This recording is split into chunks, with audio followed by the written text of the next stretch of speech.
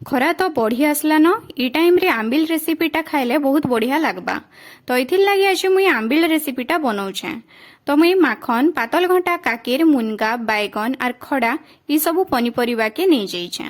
पनीपरिबा सबू के धुई धुआ दे करी काटी नेछे।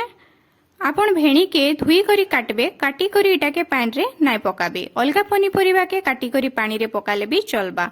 एबे मुई कड़े गुटे थी टिके पानी नहीं जाइछे। सेने एबे हल्दी और नून दे करी सबू पनीपरिबा के पकई दउछे। भेंडी के इन मुई नाय पकाबार। पनीपरिबा सबू के पकई सारला परे मुई मटर चना के राती रु बुतरे करी रखिथिली। से बुतरी थिबार मटर चना सबू के एबे मुई पानी रु छाणी करी ई पनीपरिबा संगे पकई देली। आपण चाहले इन पातल घंटा के भी काटी करी एका संगे पकई देबे, जार द्वारा कि पातल घंटाटा ई पनीपरिबा संगे सिझी जीवा। पातल घंटा मुई पके सारला परे ढांगनी गुटे दे करी इटाके सिझवार लगी छाड़ी देली।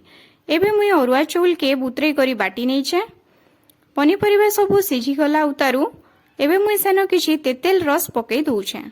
आपणकर पाखे जदि आंबुल थिबा तो आंबुल भी आपण पके पारबे।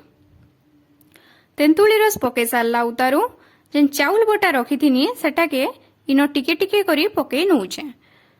चाउल बटा पके सारला परे मुई इटाके भल भाबे इन गुळे नेली।